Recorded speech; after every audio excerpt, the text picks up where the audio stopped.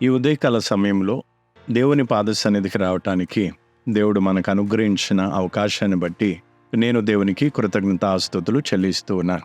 రండి, ఈరోజు వాక్య ధ్యానం కొరకు కీర్తనలు 23:5 వచనాన్ని చదువుకున్నా. నా శత్రువుల ఎదుట నీవు నాకు భోజనము సిద్ధపరిచా, నూనెతో నా తల అంటి ఉన్నా, నా గిన్నె నిండి పొర్లుచున్నది. ఈరోజు మనం ధ్యానించుకోబోచున్న విషయం ఏమిటంటే, నూనెతో నా తల అంటి ఉన్నావు. ఈ కీర్తన దావీదు రాశాడని, అలాగే ప్రపంచంలోని అత్యంత ప్రసిద్ధి చెందిన ఒక కీర్తన అని కూడా మనందరికీ తెలుసు. దావీదు స్వయాన ఒక గొర్రెల కాపరి ఉన్నందున గొర్రెలకు మరియు కాపరికి మధ్య ఉన్న ఆ సంబంధమును లేదా ఆ ప్రేమను, ఆ నమ్మకమును, ఆ చింతలేని జీవితమును, ఆందోళన లేని జీవితమును, వీటన్నిటిని కూడా దావీదు అర్థం చేసుకుంటూ, దావీదు స్వయంగా ఒక గొర్రెగాను మరియు దేవుడు తనకు కాపరిగా స్వీకరిస్తూ దావీదు ఆత్మ ప్రేరేపణతో ఈ కీర్తన వ్రాశాడు. ఒక కాపరి ఒక గొర్రె కోసం ఎంతగానో చింతిస్తాడు. ప్రతి ఒక్క గొర్రె కాపరికి ఎంతో విలువైనదిగా ఉంటుంది. కాపరి తన ప్రాణములను పణంగా పెట్టి ఆ గొర్రెను కాపాడుతుంది. రోజంతా కాపరి తన గొర్రెలను తోడేళ్ల నుండి కాపాడి పచ్చిక బయలులో నడిపించి, సాయంత్రం అవి విశ్రాంతి తీసుకోవడానికి తమ గొర్రెల దొడ్లకు వచ్చినప్పుడు ఒక్కొక్క గొర్రెను జాగ్రత్తగా పరిశీలించి అప్పుడు గొర్రెల దొడ్డిలోనికి ప్రవేశించడానికి అనుమతిస్తాడు లేదా పంపిస్తాడు. అతను ఇంత జాగ్రత్తగా ఎందుకు చూస్తున్నాడు? ఏమి చూస్తున్నాడు అంటే, ఏదైనా జబ్బు పడిందా, ఏదైనా గాయపడిందా అని చూస్తాడు. ఒకవేళ ఏదైనా గాయపడినట్లయితే దాని గాయం త్వరగా మానేలా నూనెను రాస్తాడు.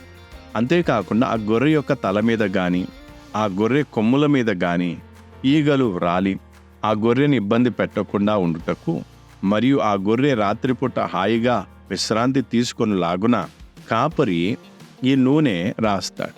ఈ విధముగా ఒక గొర్రెల కాపరి తన గొర్రెల గురించి ఇంతగా చింతిస్తూ ఉంటాడు. ఇప్పుడు దావీదు ఈ విషయము తన జీవితానికి సంబంధించినదని మరియు నా కాపరి ఒకడు ఉన్నాడు, ఆయనే నన్ను సంరక్షించేవాడు, ఆయనే నా భద్రత గురించి చింతించేవాడు గనుక నాకు ఎటువంటి లేమి కలుగదు అనే విశ్వాసంతో దావీదు ఈ యొక్క కీర్తన రాస్తూ ఉన్నాడు. ఆయన నన్ను ప్రతిరోజు పచ్చిక బయలులో నడిపిస్తాడు. అందువల్లనే లేదా ఆయన వల్లనే నేను బలవంతుడనై ఉంటాను. నా అవసరాలన్నిటినీ ఆయన తీరుస్తాడు. నా శత్రువుల ఎదుట ఆయన నూనెతో నా తల అంటి ఉన్నాడు. దేవుడు నా తలను నూనెతో అభిషేకించాడని ఈ విషయాలు దావీదుకు తెలుసు కనుక ఈ విషయమే ప్రతి పరిస్థితిలో ధైర్యముగా నిలబడటానికి దావీదుకు సహాయపడింది. శత్రువులు అతనిపై ఎన్నోసార్లు దాడి చేశారు, కానీ ఈ అభిషేకమే ప్రతి పరిస్థితిని ఎదుర్కొనుటకు అతనికి సహాయపడుతూ వచ్చింది మరియు అతన్ని స్వస్థపరిచింది కూడా. శత్రువుల గాయాల నుండి దావీదుకు స్వస్థత కూడా దొరికింది.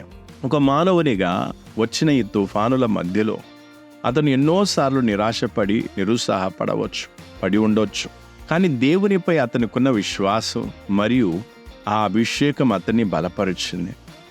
ఏ ప్రకారమైతే గొర్రె యొక్క తలపై ఉన్న కొమ్ములపై ఈగలు రాకుండా ఆ నూనె వాటిని దూరంగా ఉంచి కాపాడుతుందో, అలాగే దేవుని ఆ అభిషేకము దావీదు జీవితంలోని ప్రతి ఆపదలో నుండి, ప్రతి ప్రమాదములో నుండి అతన్ని కాపాడి నిలబెట్టింది. సౌలు అతనికి విరోధంగా లేచినప్పటికీ, అతని కుటుంబ సభ్యులు అతనికి శత్రువులుగా మారినప్పుడు కూడా దావీదు స్థిరంగా ఉన్నాడు, ప్రశాంతముగా ఉన్నాడు, నెమ్మదిగా ఉన్నాడు. అందుకే దావీదు మృత్యువు అంధకారపు లోయ గుండా వెళ్ళినా అతడు భయపడలేదు కూడా. గనుక ఈయన ఎంతో ధన్యకరమైన ఒక వ్యక్తి అయి ఉన్నాడని మనకు అర్థమవుతుంది. ప్రియమైన వారలారా, దావీదు ఎంతగా విశ్వాసంగా ఉంటే మీరు నేను కూడా ఒకసారి ఆలోచించుకొని చూద్దాం. దేవుడు మనపై ఎంతో అనుగ్రహమును లేదా తన కృపను అనుగ్రహించి ఉన్నాడు. ఆయన మనల్ని రాజులుగా మారుటకు ఎన్నుకొని అభిషేకించాడు. మనం వారసులం, క్రీస్తుతో పాటు దేవునికి వారసులమై ఉన్నా అంటే ఇది కేవలం అయోగ్యులమైన మనపై దేవుని కృపయే అని ఆయన తన ఆత్మతో మనలను అభిషేకించడనే ఈ విషయాలను మనం గ్రహించగలుగుచున్నామా? లేక కేవలం ఈ పాట పాడటంతోనే తృప్తి చెందుతున్నామా? మనం ఒక ఉద్దేశంతో అభిషేకింపబడ్డా. గుర్తుంచుకోండి, మన కొరకు నిత్యత్వము వేచి ఉంది. మనం బాధ్యతతో నడుచుకోవాలి. అలాగే క్రీస్తుకు సమానంగా ఎదగాలి. ఆయన వలె మారాలి. మనం మన జీవితాన్ని కాస్త పరిశీలించి చూసుకుందాం. ఆ అభిషేకమును లేదా ఆ అధికారాన్ని మన జీవితంలో అనుభవిస్తున్నామా? మనం ఈ లోకంలో జీవించేటప్పుడు ఆ అధికారానికి ఏమైనా విలువనిస్తున్నామా? ఆ అభిషేకం మన నుండి ఎప్పటికీ దూరం కాకుండాన్నట్లు దేవునిపై నమ్మకం ఉంచి పాపానికి దూరంగా ఉంటున్నామా? ఏ పెళ్లి కుమార్తె తలపై నూనె ఉన్నదో ఆ పెళ్లి కుమార్తెను తీసుకెళ్లడానికి మనం పెళ్లి కుమారుడు అతి త్వరలో రాని ఉన్నాడు. ఈ రోజుల్లో మనం దేవునికి ప్రీతికరమైన జీవితాన్ని జీవించడానికి, ఆ అభిషేకంతో మనం ముందుకే సాగడానికి మనల్ని మనం దేవునికి సమర్పించుకుంటూ మనం ప్రార్థన చేద్దాం. రండి, మనం ప్రార్థన చేసుకుందాం.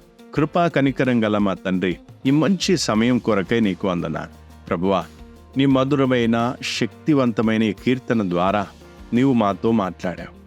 మేము దేని గురించి చింతించాల్సిన అవసరం లేదు, ఎందుకంటే నీవు మా కాపరివై ఉన్నా. మేము అధికారంతో నడుచుకున్నటకు నీవు నీ ఆత్మను మాలో ఉంచి ఉన్నా.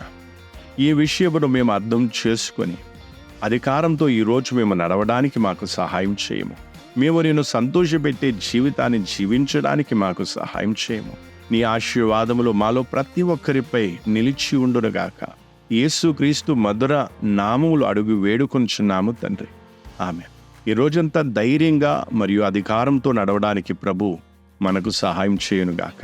ఎందుకంటే మనము ఒక గొప్ప ఉద్దేశం కొరకు అభిషేకింపబడ్డా. ప్రభు మనందరినీ ఆశీర్వదించునుగాక. మన ప్రభు అతి త్వరలో రానే ఉన్నాడు. మరణాత.